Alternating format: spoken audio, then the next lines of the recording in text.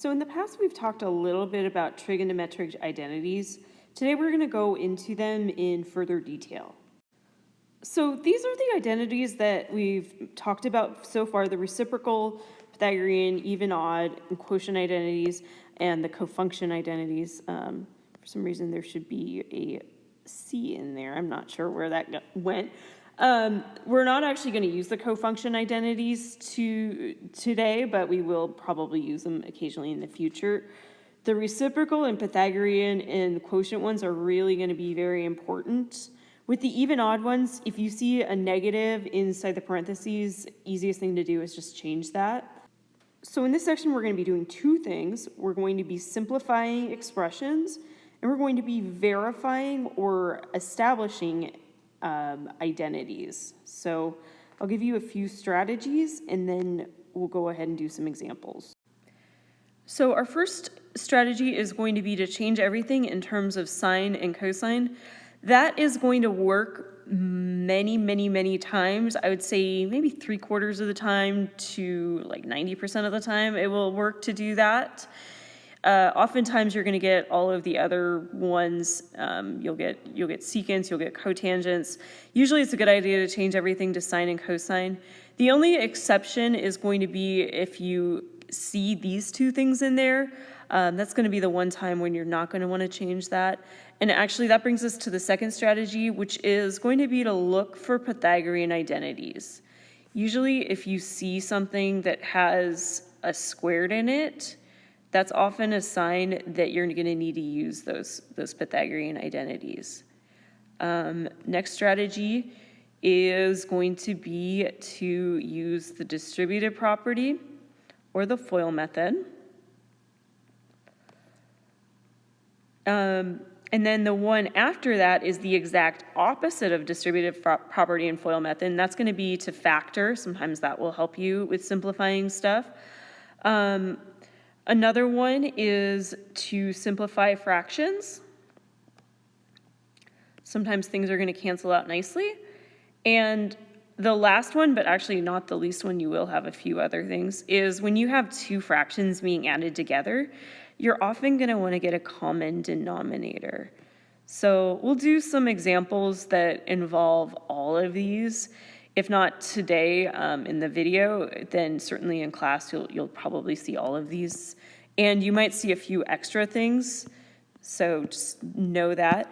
I will tell you that these problems are very challenging when you're first starting out, but once you do a lot of them, they do get a little easier. It really just takes a lot of practice. Okay, so let's start with some examples. And so for my first examples, I am going to ask you to simplify. So my first one, I have cotangent of theta over cosecant of theta. And for all these examples, you're welcome to pause and try it. For this one, we are going to start by changing everything to sine and cosine. We're going to use the first thing right away. So to get from cotangent to sines and cosines is going to be using that quotient identity at the bottom right here. So that's going to change to cosine theta over sine of theta. To get cosecant to be in terms of sines and cosines, we end up with 1 over sine theta. So when we have fractions like this, I think I've showed you a few ways to do this type of problem. Do whatever one works the best for you. My preferred way of doing it is to multiply it by sine over sine, multiply both the top and the bottom by sine. You're allowed to do that because it's equivalent to multiplying everything by 1. In the numerator, my sines are going to cancel out, so sine and sine cancel out. I end up with cosine. In my denominator, the sines are going to cancel out. So actually my answer for this one is just going to be cosine of theta. So this is an interesting problem. We're simplifying this. And there's a few things that you can do. There's more than one way to solve it. I actually don't mind which way you do it. However, I'll show you what I think is the easiest way to do it. And if you want to try it a different way, you're certainly welcome to do that. I will tell you that if you try to simplify your fractions first, one thing that you can try to start with is you can try to start by, don't write this down by the way, but I'll just tell you one thing you are permitted to do that might give you an okay answer. One thing that you can start with is you can always rewrite this as 1 over sine plus sine over sine. And then you can write the next one as cotangent, sorry, that should be a t, of u over cosine minus cosine over sine. This is one way to do this problem to make it a little, it might make it a little bit simpler on you. That is one possibility. It's up to you if you want to do it this way or if you want to do it in a different way. The other way that you can do this is by getting a common denominator first. If you did it the way that I just showed you, you will eventually have to get a common denominator, but the problem's going to be a little bit less complicated if you do what I did first. Most of the time people don't start off doing that. Most of the time people just get their common denominator and then try to simplify. So I'm actually going to show you probably the most common way to do this problem. But if you want to try it using, you can watch what I do next and then you can try to go back and do it this way that I just showed. That's fine. So let's go ahead though, and we're going to do this by finding a common denominator. And so my common denominator is going to be sine of u times cosine of u, or cosine of u times sine u. So to simplify this one, I'm going to multiply, or to get a common denominator, I'm going to multiply this one by cosine over cosine. I'm going to multiply this term by sine over sine. You'll notice I didn't change my cotangent to something with sines and cosines yet, but you could have done that also in the first step. Either way, you'll get the same answer. You'll find that there's so many ways to do these problems that you'll just kind of be doing it, and you'll find ways that work the best for you as you're doing these. Okay, so for this first term, make sure that you use the distributive property. You get cosine of u plus sine u cosine u. That's not very pleasant looking, but maybe it'll cancel out. My second term is going to be cotangent u times sine of u minus cosine of u sine of u. By the way, in calculus, the letter u gets used a lot. You might be wondering, why do we have things with u in them instead of theta? You actually see u quite a bit in calculus, so I think this is a good one to use.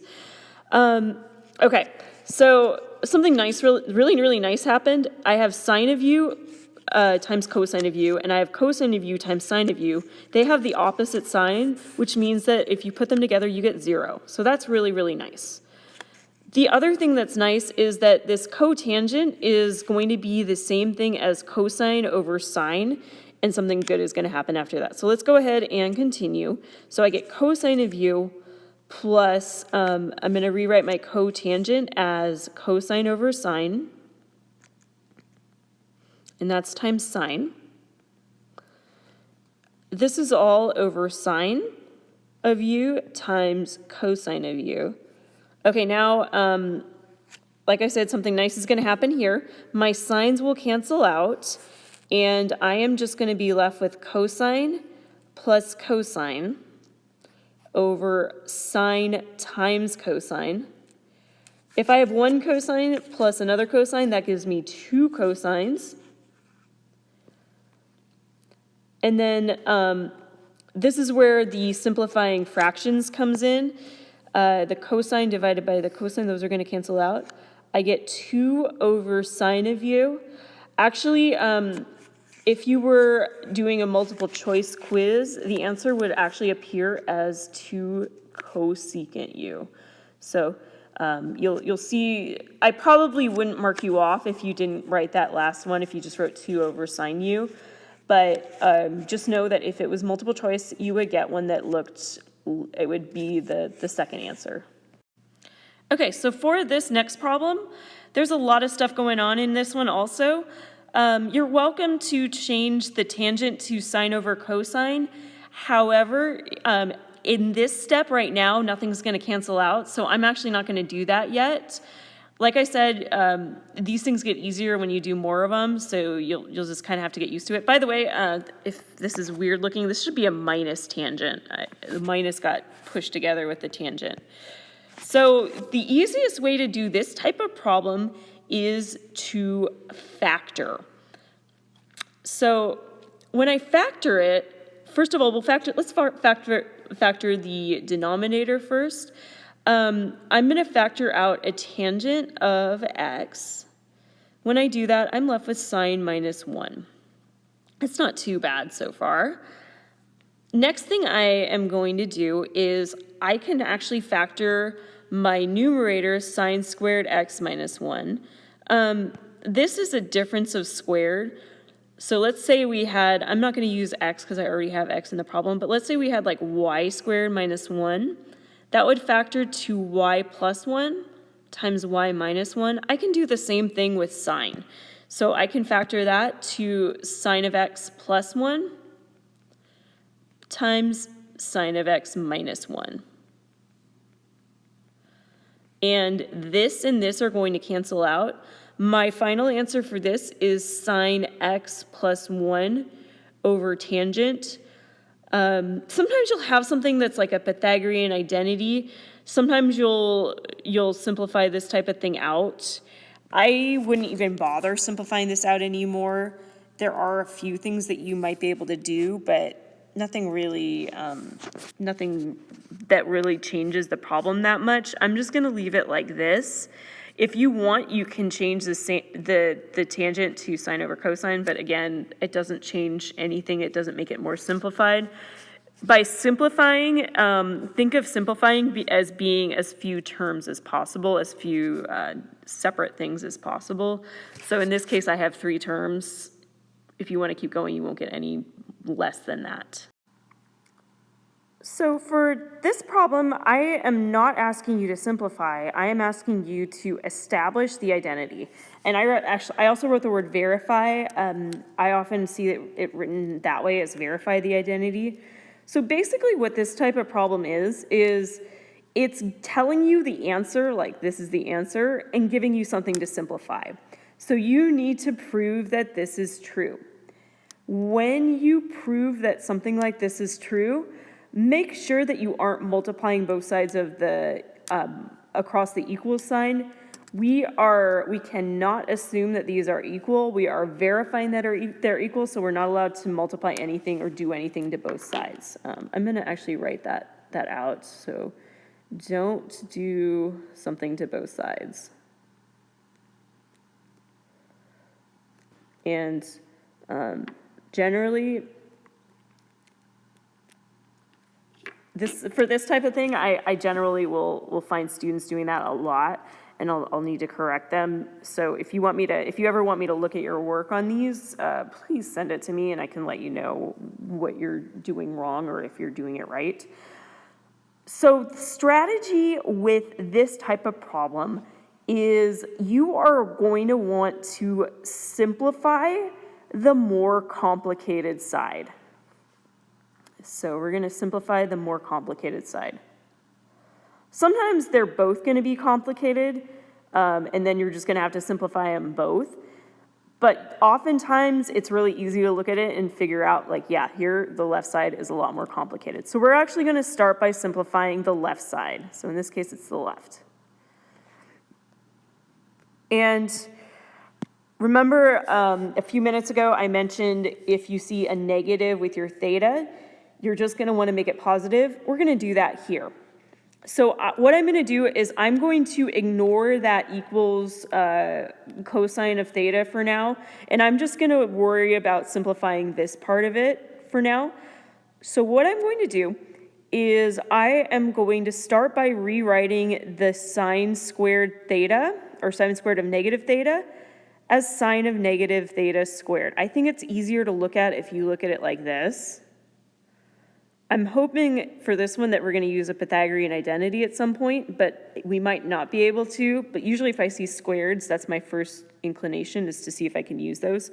So then I end up with this right here, and I actually could have probably done something with the denominator on this step, and I'll just worry about all my negatives at the same time. So now look back at your identities that involve negative thetas, and you'll notice that with sine of negative theta, that's going to be negative sine of theta, and this is going to be squared. With cosine of negative theta, that's still going to be just cosine, just plain old cosine. My denominator, I am going to get negative sine of theta minus cosine of theta. The sign of the cosine doesn't change. Okay, so now what I'm going to do next is I am going to do negative sine of theta squared. Negative times a negative, or negative squared, is going to become positive. So this ends up being sine of theta squared, or you can write it as sine squared theta again. I just kind of rewrote it to make it easier to look at it with the negative thetas. Cosine theta squared, we're going to rewrite as cosine squared theta, like that. Just keep in mind those are the same thing. And I also have negative sine theta minus cosine theta on the bottom. I might be able to simplify something with that in just a minute, but we'll see first. Okay, so now, unfortunately, if you try to use a Pythagorean identity here, it's going to make it more complicated, so we're not going to do that. I usually try to use them if I know it's going to make it easier. In this case, it doesn't actually make it easier. You can try it if you want to on your own, but it's not nice. Remember, by the way, that the Pythagorean identity is sine squared plus cosine squared equals 1. We have it minus, so we can't really use that. We can't easily use that. So we're not going to bother doing that right now. Okay, so back to this problem that we have. The best way to do this is probably going to be to factor. And this, again, is a difference of squares. I have sine squared minus cosine squared. So I'm going to rewrite that numerator as sine of theta plus cosine of theta times sine of theta minus cosine of theta. You'll notice in the denominator, I have negative sine of theta minus cosine of theta. That is not the same as either one of these two things. However, one thing I'm allowed to do is I am allowed to factor out a -1, or you can just factor out a negative sign. And when I do that, I get negative sine of theta plus cosine of theta. Then once I have that, actually, now I have things that cancel out. So these two things cancel out. I end up with sine of theta minus cosine of theta divided by a -1. All I need to do for that is switch around what's positive and what's negative. The cosine becomes positive, the sine becomes negative. I also changed the order just because for me it's nicer to look at. You don't have to do that though.